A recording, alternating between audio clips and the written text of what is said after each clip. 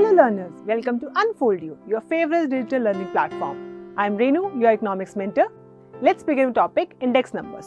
तो अभी तक हमने मीन स्टैटिस्टिकल एनालिसिस में mean, median, mode and dispersion cover किया था. अब हम कवर करेंगे इंडेक्स नंबर्स. और इस चैप्टर में हम क्या क्या कवर करने वाले हैं?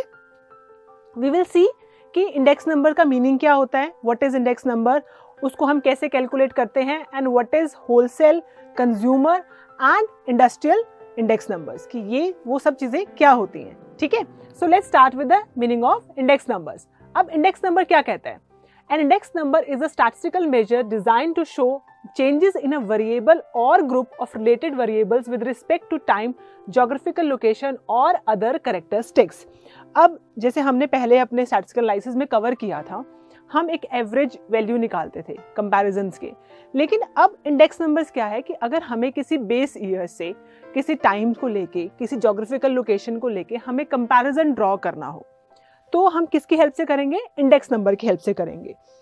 Now index numbers expresses the relative change in price, quantity और value compare to a base period. यहाँ पे हमने क्या चीज मेन है कि हम जो भी प्राइस है या क्वांटिटी है या जो भी हम कंपैरिजन ड्रॉ कर रहे हैं वो एक हम बेस ईयर लेंगे. सपोज करो फॉर एग्जांपल, अगर मुझे अब तेल के दाम बहुत बढ़ रहे हैं, डीजल एंड पेट्रोल बहुत महंगा होता जा रहा है, अगर मुझे कंपैरिजन ड्रॉ करना हो कि 2010 में कितना तेल था या 2020 में कितना है या 2021 में कितना है, तो मैं एक बेस ईयर मान के चलूंगी. फॉर एग्जांपल 2010 को मैंने बेस ईयर लिया कि 2010 में जो फ्यूल के प्राइसेस थे, लेट्स एग्जांपल पेट्रोल तो था, पेट्रोल वो सिर्फ 40 रुपीज़ का था, now it's 110 rupees.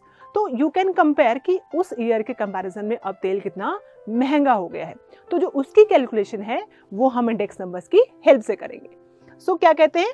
An index number is used to measure changes in prices paid for raw materials. अब हमने फ्यूल का एग्जांपल लिया, रॉ मटेरियल में क्या चेंजेस आए हैं, नंबर ऑफ एम्प्लॉयज में क्या चेंज आए हैं, customers, annual income, profits, so on and so forth, की बहुत सारी चीज़ों में जब हम कंपैरिजन ड्रॉ करेंगे. अब हम जो है अपना जो इंडेक्स नंबर है वो कैसे कैलकुलेट करते हैं. मैं बार बार बोल रही हूँ कि हम इंडेक्स नंबर स्टडी कर रहे हैं, हम कैलकुलेट करना सीखेंगे. तो वी हैव डिफरेंट वेज. ठीक है, उसमें से दो मेजर हैं, वो क्या है?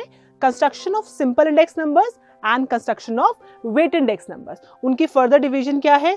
Simple aggregative method, simple average और प्राइस रिलेटिव मेथड. वेटेड में भी सेम है, weighted average of price relative method and weightage aggregate method. अब हम डिटेल में कवर करेंगे कि सिंपल एग्रीगेटिव मेथड क्या होता है. So let's see, first of all will see what is the meaning of simple aggregative method. In this method aggregate of the prices of commodities in the current year. जैसे अगर हम 2021 में fuel prices की बात कर रहे हैं, तो 2021 में हमारा करंट ईयर प्राइस क्या है? Are divided by the aggregate of their prices in the base, कि जो हमारा बेस ईयर है उसमें हमारे क्या प्राइसेस का बेस है, and multiplied by 100 to get the index value for the current year. अब इसका जो फॉर्मूला है वो क्या है? Sigma P1 upon sigma P0 into 100. हम जो इंडेक्स नंबर्स हैं उसको डोनेट करेंगे हम P01 से. हमारा जो इंडेक्स नंबर्स है उसको हम डिनोट करते हैं P01 से. अब P1 और P0 इंटू 100 क्या है? P1 है हमारा करंट ईयर का टोटल, एंड P0 क्या है? हमारा जो बेस ईयर, जो भी हमने बेस ईयर लिया है वो हमारा नीचे आ जाएगा इंटू 100. विद दिस हेल्प हम अपना सिंपल एग्रीगेटिव मेथड कैलकुलेट कर सकते हैं, जिसको मैंने आपको एक्सप्लेन कर दिया what is sigma P1 and sigma P0.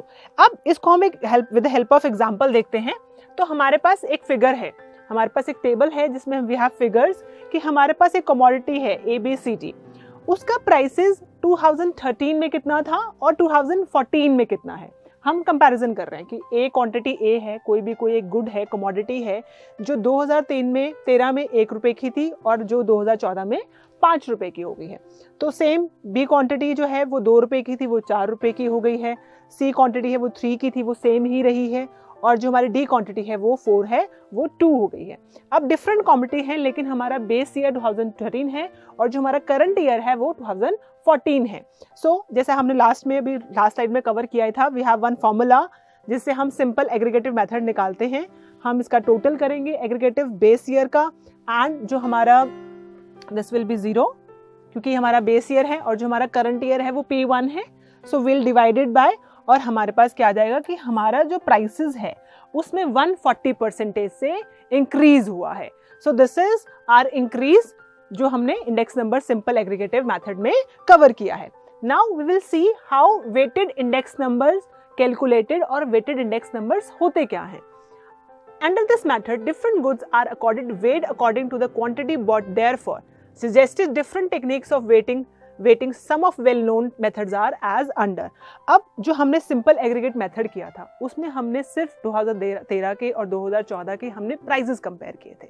यहाँ पे हम क्या देखेंगे कि एक पर्टिकुलर प्राइस में हमें क्वांटिटी कितनी मिल रही है, ठीक है, हम उसका वेट कितना है, मतलब हम जितनी भी यूनिट्स हैं, मतलब प्राइस को और जो भी चीज़ हम क्वांटिटी दे रहे हैं उसको इक्वल इंपॉर्टेंस देंगे। अब वेटेड इंडेक्स नंबर कैलकुलेट करने के तीन मेथड्स हैं basically. First one is Laspeyres method, second one is Paasche's method and third one is Fisher's method. अब मैंने आपको बताया था कि जो P1 है और वो P0 क्या है। P1 जो होता है वो हमारा करंट ईयर है कि हम करंट ईयर की वैल्यू लेंगे, और जो हमारा P0 है वो करंट बेस ईयर का प्राइस है।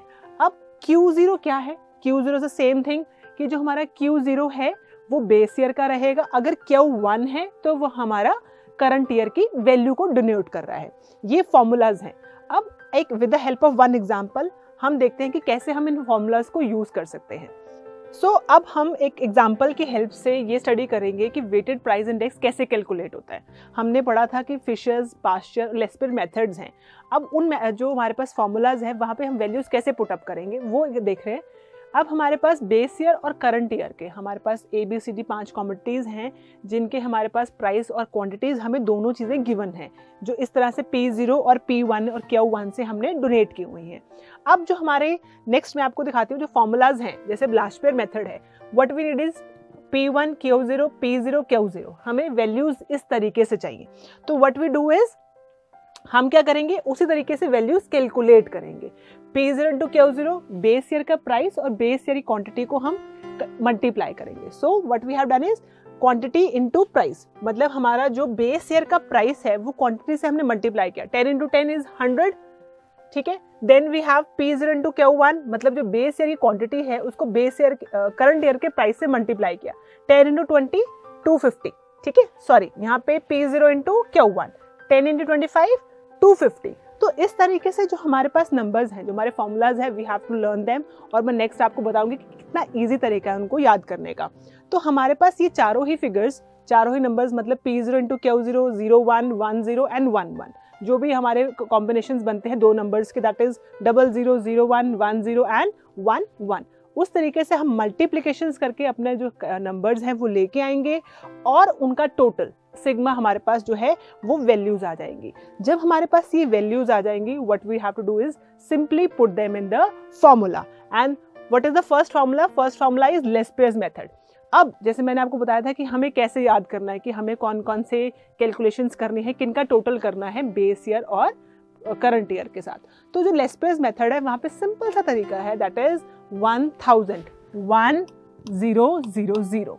तो हमारे पास P1 इंटू Q0 एंड 00, ये हमारे पास टोटल कंबाइंड वैल्यूज होनी चाहिए।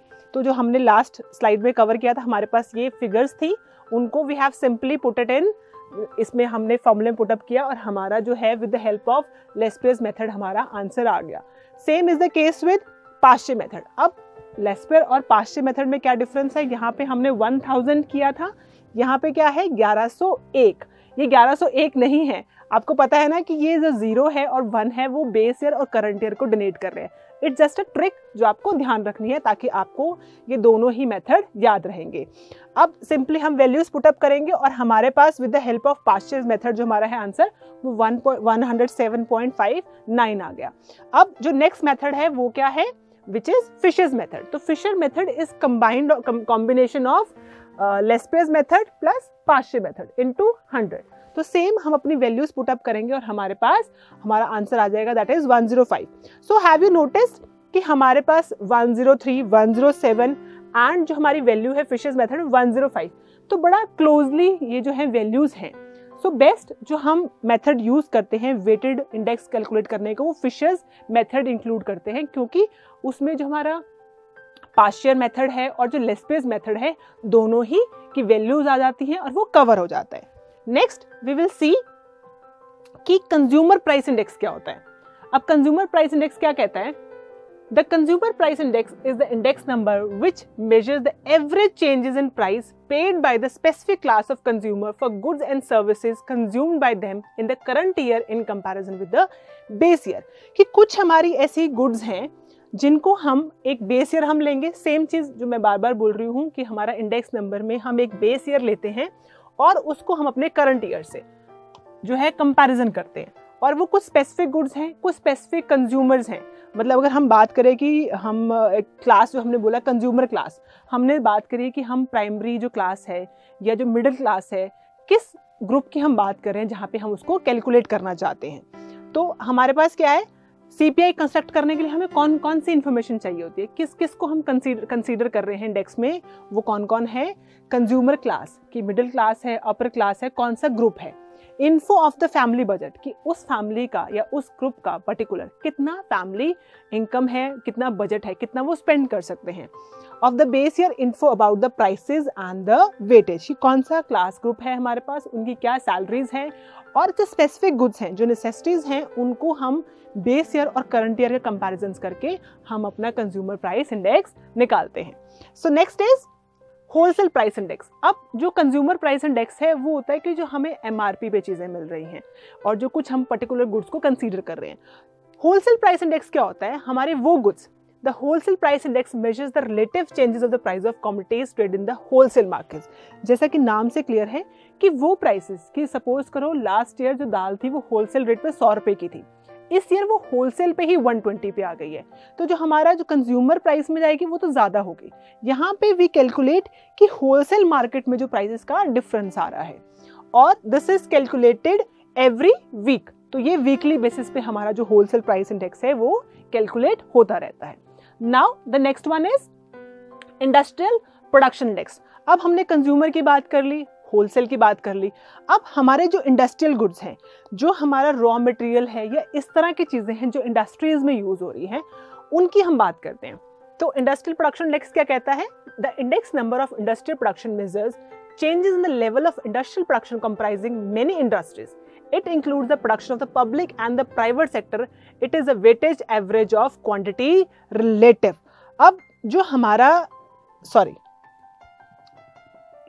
इंडस्ट्रीज का जो गुड्स हैं उनको जब हम कंपेयर कर रहे हैं, उनके कॉस्ट को हम कंपेयर कर रहे हैं कि लास्ट ईयर की चीज़ें थी वो कितनी, जो भी हमने गुड्स हैं या वेरिएबल्स हैं वो कितने कम प्राइजेस पे थे, इस ईयर कितने हैं, उस चीज़ को जब हम स्टडी करते हैं, मतलब इंडस्ट्रियल पर्सपेक्टिव से जब हमारे पास फिगर्स हैं करंट और बेस ईयर्स के, that will be known as industrial production index.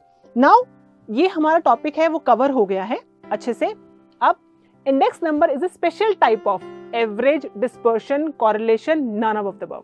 अब हम दो चीज़ों का कंपैरिजन कर रहे हैं, हमने फिशर्स, पाश्चे मेथड और सब कुछ हमने कवर किया था। वहाँ पे हम क्या कर रहे हैं, 100 करके एवरेज ही निकाल रहे हैं।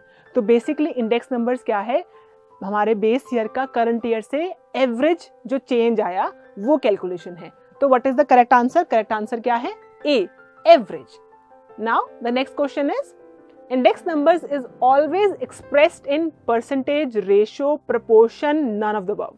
अब मैंने आपको बताया था कि जो हम अपने चेंजेस, जो भी हमारे पास आंसर आएगा that will be in a percentage, कि जो हम इंडेक्स नंबर्स हैं वो हमेशा परसेंटेज में आएंगे कि कितनी चीज़ कंपैरिजन करके बेस ईयर से जो भी हमारा आंसर आएगा that will be in percentage. तो हमारा करेक्ट आंसर क्या है?